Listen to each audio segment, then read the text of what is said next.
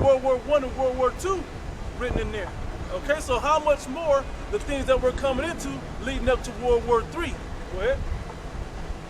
And when thou seest part of the signs past, which I have told thee before, then shalt thou understand that it is the very same time wherein the highest will begin to visit the world which he made. Now we'll see that these natural disasters, the highest, the Heavenly Father, Yahweh, in his spirit through his only begotten Son, that they're only beginning to visit the world to a time that the red carpet of Yahweh Shah himself is going to show up in the chariots to visit the world physically.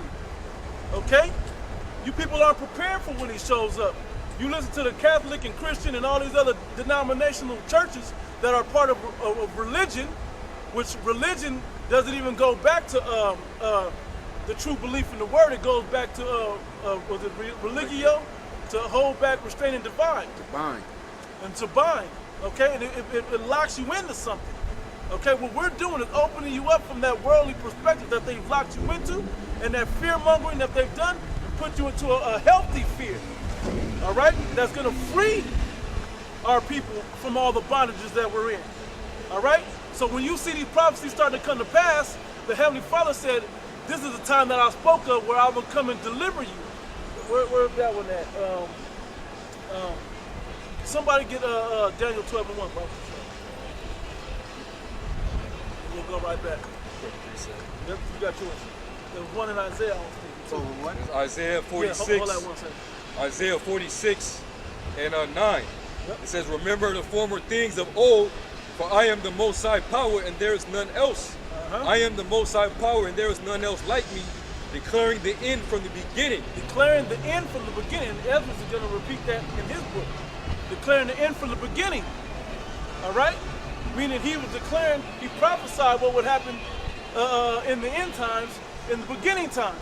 Now, when we say the end, it's not the full end of the world, so go out and wild out and YOLO. That's not what this is talking about.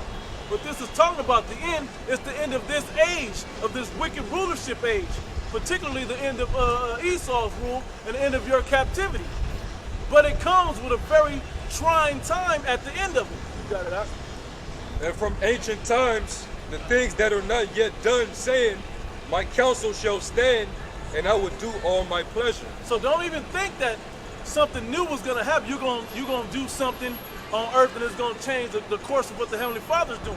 That's what the so-called white man, who is the Edomites according to the Bible, okay, who comes in the unrighteous spirit, I would just say, or the wicked spirit, okay, to show you what not to do on the earth, that's been ruling over you and have the minds of our people bound up and constrained within, that got their vibration all over the earth and all over our people, 2/3 of our people particularly, okay, that this man's age has an end, and we're at the end of it, and it's going to be after his wrath has been shown, and then the wrath of the Heavenly Father is going to be shown right after that.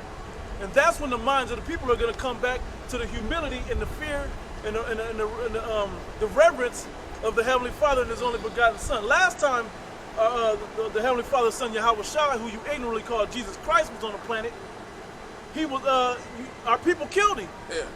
Okay, so you think he ain't gonna come back doing that again, where you can have him in that type of situation? He's coming to set the world aright on this time around. All right, that was it on that precept. Get that Daniel 12, whoever had it. It's Daniel chapter 12, verse 1. And at the time shall Michael stand up, So Michael, well, go ahead and go say it. the great prince, which standeth for the children of thy people. And Michael's going to stand up. That's one of the archangels that's going to stand up for our people, going to protect the elect of our people. Okay? Because the 2/3, you have no hedge. Everything this so-called white man's going to do, natural disaster, is going to just overrun you along with the rest of the heathen out there. Okay? There will be a remnant of them also that survive this thing, because they're going to start to be the initial slaves to build up the kingdom of heaven. All right? But as far as Michael, he's going to protect the elect from the day of evil. Go ahead. And at that time shall Michael stand up, the great prince, which standeth for the children of thy people. And there shall be a time of trouble, such as never was since there was a nation. There's going to be a time of trouble since there never was. And I love that verse there because it references the other times previous, which means the Noah flood. There's never been a time like this. Not even the Noah flood, not even Sodom and Gomorrah, not even the plagues of Egypt. 70 AD. Not even 70 AD. Nothing that you've ever. I mean, you can just go through the history. Not Pompeii and Vesuvius. Hey, World Nothing. War I, World War II. The besieging of the Babylonians temple. Yeah. Nothing ever at the which time, right? Yeah. Yeah, right. So there's never a time like that ever gonna happen like it's about to happen again. That's why we're out here to warn you about what's coming. We're out here prophesying to you, look, this is what's coming, and the only protection for you is to be in the spirit of Yahweh Hashem Al Shai, in reverence and respect and fear that he may protect you in that day. But there comes with some things that you got to do to earn that protection.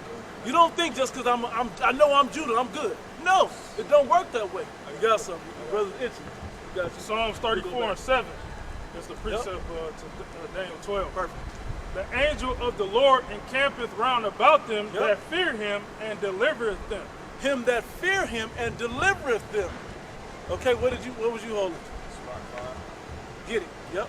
Book of Sirach, chapter 5 and verse 7. Make no tarrying to turn to the Lord, and put not off from day to day.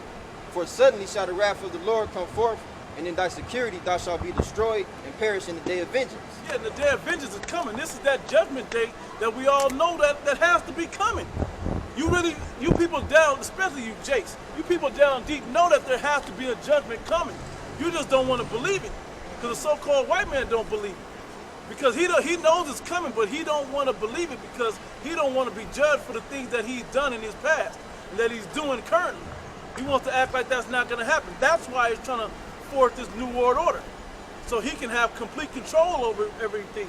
But what the part that's coming, he thinks, oh, I'm gonna just hide off in the caves or up in space somewhere, down beneath the ocean or something, and I'm gonna be straight escaping the stuff that happens on land.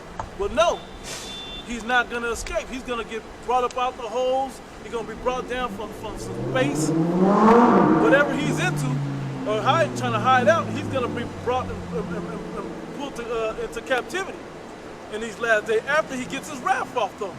That day of vengeance is coming. It's going to be spearheaded by the so-called white man. We'll start with these legislations and draconian laws, and then the race riots and everything else. He's going to still pull out his vengeance on you. And at the end of the day, that's when the Lord's going to come back and the angels are going to protect the elect, and the rest of everybody else is up shit creek. All right? Yeah, the Most High through his son Yahweh Shai, he's going to use Esau, the so-called white man, to come down on your tribes, man. That's right. You know, he's going to put that devilish spirit, you know, that he had back, you know, in ancient times, back 200, 300 years ago, to come back and demolish you, so-called Negroes, Latinos, and Native Americans. 2/3 of you, man. Right. 2/3 of you don't fear the Heavenly Father, man. That's right. You know, so that's basically Esau is the whipping stick of the Most High, man, on the left-hand side, man. Done. Go ahead. It's Isaiah 10 and 5. O Assyrian, the rod of mine anger, and the staff in their hand is mine indignation. Yep, the staff in their hand is my righteous anger. That's what the word indignation means. So he created him. Matter of fact, get that real quick in Proverbs 16. Staff represents power. Yep, like a scepter. Yeah. Or a rulership, you know. Somebody get that real quick if you go back. Proverbs 16. Just like this earthquake that happened in Haiti a couple days ago, yesterday. You know, it could have been Esau using the heart, but ultimately it's the Most High doing it. That's right, allowing it to go down. You know, the Lord created the heart, so Esau can use it. Right. Yeah, to prove that, I mean, just like the elders say that the missiles belong to the Most High. Right. All this technology that Esau has in his hand, that's really for the Most High, to judge the world. Yep. You know, like when the MOTB, that's the Most High's as well. Like, and when it says in Micah 2, where it says they practice it because it's in the power of their hand. Yep. That word power is the Hebrew word there is Allah. Yep. So that shows you that the powers is actually dealing with Esau, but on the left-hand side. So ultimately, that still goes back to the Heavenly Father. Right. That's why he said he kills and make alive. Yep. If if there be evil done in the city, was it heaven, not the Lord, that done it? So, hey, Haiti is getting their ass whooped right now.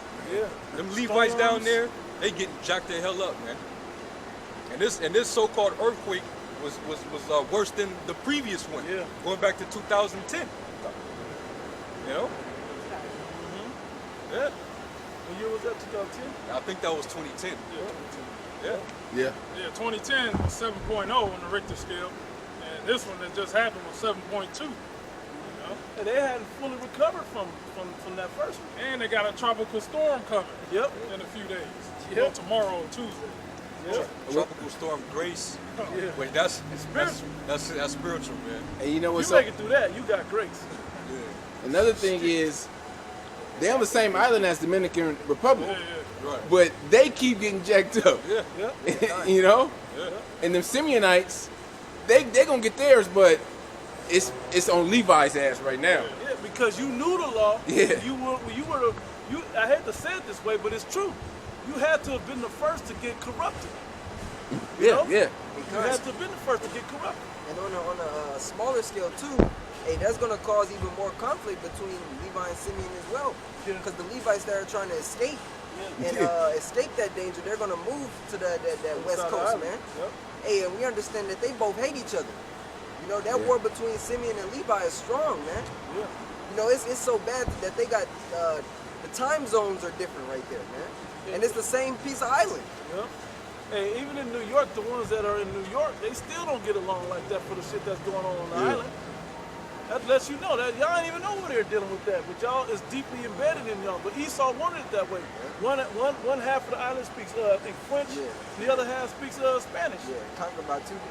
Same Same Edomites. devil. Yeah. Spanish and the French, which goes to show you that when you read that in Revelation about how the beast overcame the saints, they prevailed over us. Yep. That's a prime example. The Spanish, conquered and took a lot of the most of the northern tribes, and then you had Levi that got they won that particular war that they had, but really they lost. Yeah. Because they got put into debt. They became they basically became sovereign, but Esau basically took advantage of their impoverished situation because the resources is over there. Kind.